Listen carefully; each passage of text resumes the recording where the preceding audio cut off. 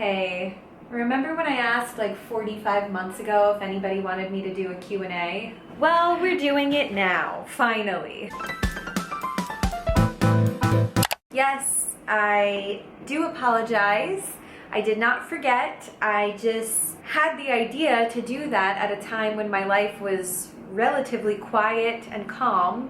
And then immediately after I suggested I should do a Q&A, things got crazy. But I have some tea here in my little mug that I made myself, and I have your questions. Let's just jump right into it because I want to get to as many of your questions as I can. I took some from Instagram and then I have a few here from YouTube. So I'm going to start with my Instagram ones. And our first question comes from Sally, who says, what do you do to work on flexibility? I'm 32 and restarting ballet tonight. Well, Sally, my goodness, congratulations. I'm sure you've done ballet a million times now since asking that question, but congrats, that's so exciting. In terms of flexibility, coming from a former yoga instructor, I would say small bits of consistency is key. I actually only taught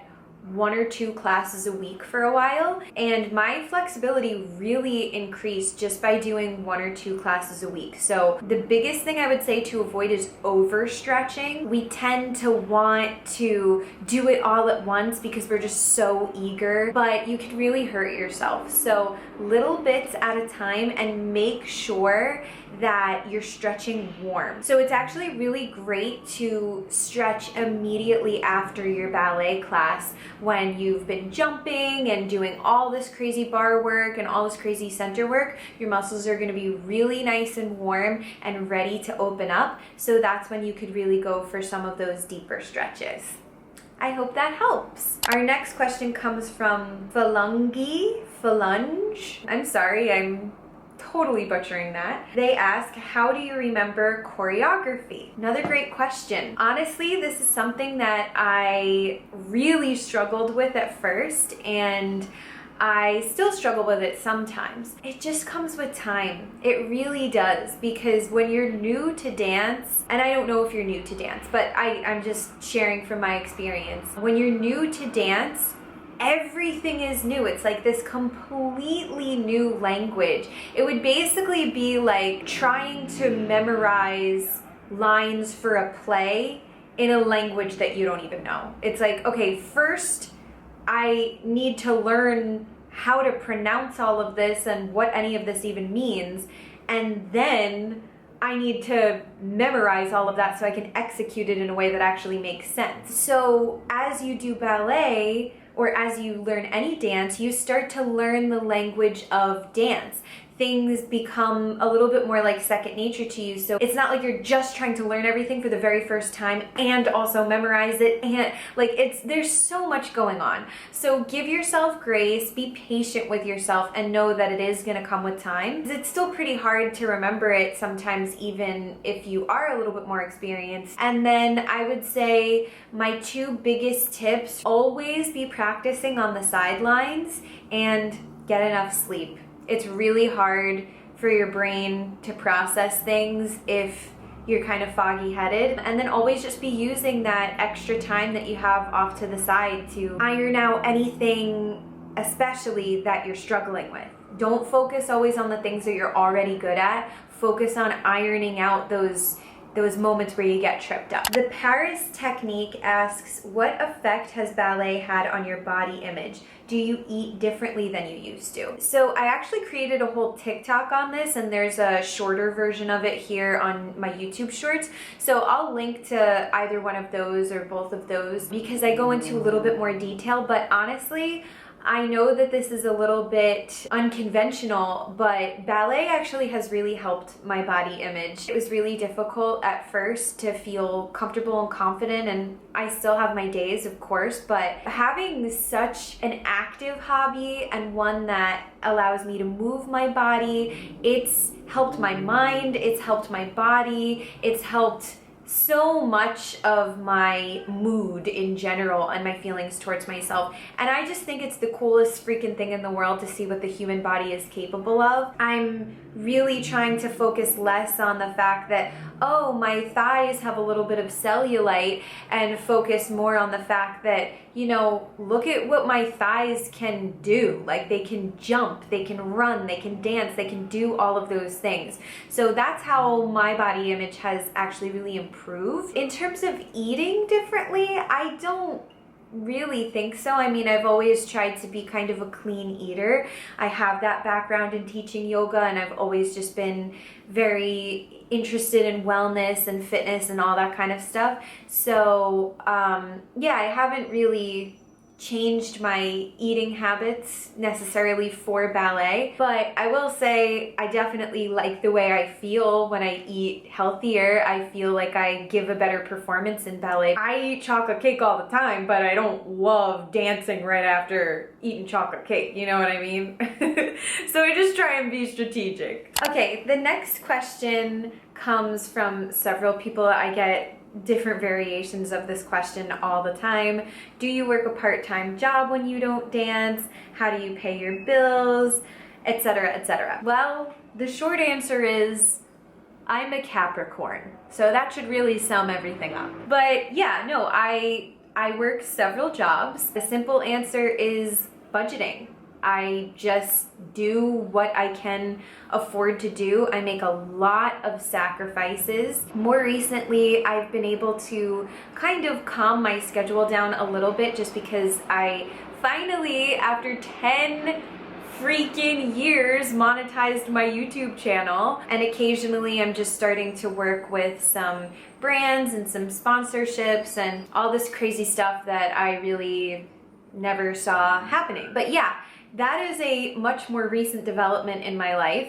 So up until this point, I have just worked really, really hard. I plan to make a much larger video dedicated to that entirely, because there's a lot of different layers to the finances of my particular story and just ballet in general. So I really stay on top of where is my money going? Where do I want it to go? That has just personally worked for me. I know that everybody's money situation is a little different, but I actually think that money and time and energy are all similar things, where a lot of it ends up being wasted on things that we are maybe not even aware we're wasting them on. You know, like, how many people do you know that are always complaining that they're broke, but they always have new clothes? A lot of people looking at my life think I have all this crazy money, or that I married rich, or whatever the case may be, and that's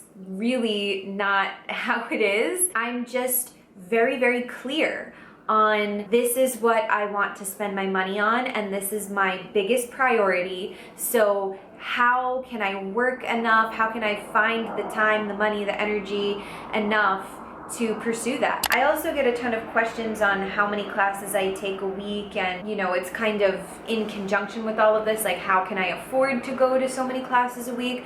So the simple answer is, I generally try to go to a minimum of 5 classes a week. Sometimes it's way more than that, sometimes it's way less than that, but that's kind of the standard that I would like to keep for myself. And then in terms of affording that, there's lots of different creative ways that you can afford that. Not every single class that I take is in a studio. Sometimes I take free classes on YouTube. There are really, really great free classes on YouTube that are amazing. Also, there are a ton of gyms that are beginning to offer real dance classes, ballet classes, other forms of dance. And so for the price of a gym membership, which can be a lot more affordable than taking drop-in class after drop-in class, you can take as many classes as you want depending on your gym's policy. And then you can also take those other classes, maybe like a Pilates or a yoga, or go to the weight room, and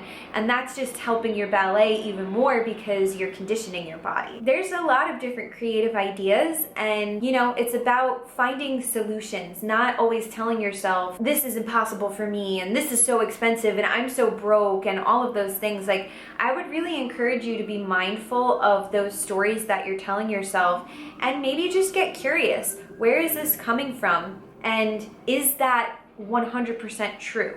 Is there a way that I might be able to get creative with this and do something that works for me? To me, taking a class at home for free is better than not doing anything because you're telling yourself that you can't afford to do anything. You know, it's not always ideal, but it's still moving you forward, and it's really helped me improve. And I talk about that more in my Late Bloomer's Guide to Your First Ballet Class. So if you haven't downloaded that, it's free. You can find the link for that down below. I go into tips, tricks, everything you need, ballet, clothes, my favorite ballet brands, my favorite studios, how you can take classes from wherever you are in the world. So I would check that out. Lemon Branch asks, what are your favorite ballet tights? I am obsessed with the Zarly tights. They are made so well. And a few months ago, I actually worked with this company called Ballet OK, and they are a distributor for the Zarly tights, and they have this whole tights recycling program. They're not sponsoring this video, but I'm just really passionate about the work that they do, and it was such a dream to be able to work with them. So ever since then, I have fallen head over heels for their tights. Head over slippers. Jess asks, what kind of exercises do you do to build strength for ballet? Pilates and yoga are the ultimate. I can't tell you how helpful they are, and I highly recommend getting into one or either of them if you can. And sometimes I also like to weight train too. It's not my favorite. I'm just a class kind of girl. I like being with a bunch of people, you know?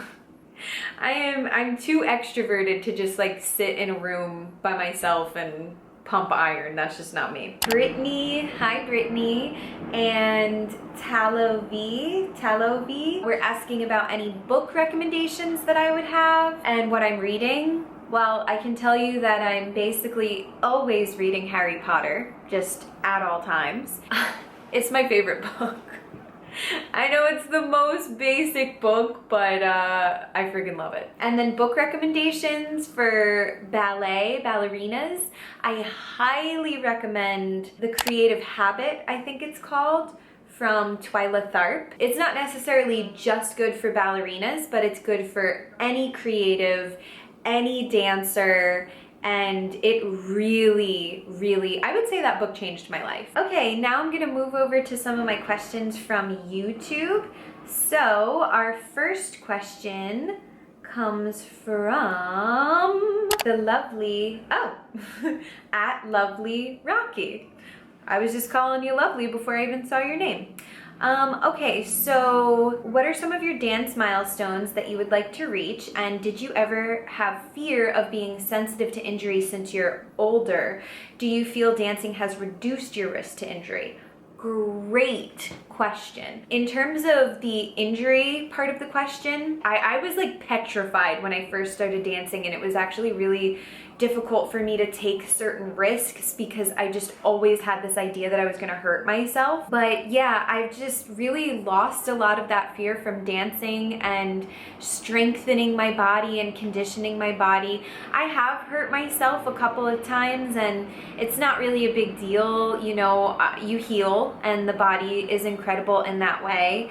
I do try to be careful just as anybody would. I definitely fear that a lot less now, and I think it is something to consider, I guess, but I do think a big part of that fear just comes from everything wrapped up in imposter syndrome and already being too late and all that kind of stuff. So, and then some milestones. I'd really love to be able to do consistent pirouettes and fouettes and all the beautiful turns, because I just have such a dream of me doing a bunch of pirouettes in a row, but they really come and go for me. Like, I'll get them and I'll be like, yes, and I'll be like bordering on doubles, and then I don't do them for a while, and then I kind of lose them and whatever. So I'd really like to be consistent there. I really want to be able to do beautiful jumps. I really enjoy petit allegros, but I never really learn jumps in any of my classes. I like anything that makes me feel like flying, I guess, and the turns and the jumps, that just feels so magical. And I have some ideas for what I would want to do with my career overall. Don't know if I'm going to share them just yet, but I've got some things brewing that I'm working on in the background. Star Melody Elizabeth asks, who are some of your favorite adult ballet online influencers you follow so far during your journey? This is so great. I have two very special friends that are also in this space.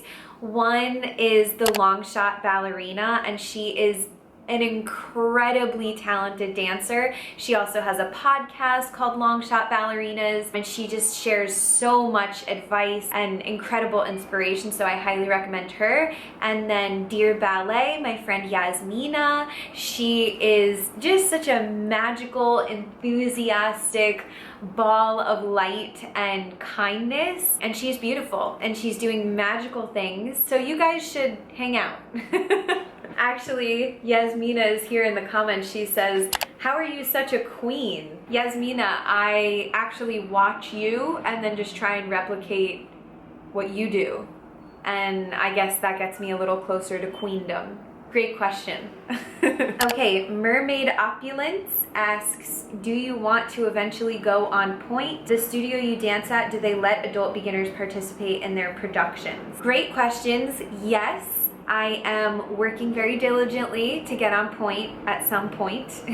There are different ways that I could get involved with productions that they run, but they're part of larger programs that are a little bit more expensive right now, so I am working towards that. I will update you more on that in the future because I'm still working to figure all of that out. But yes, I'm very excited to go on Pointe. I know that's a question that a lot of people have asked me.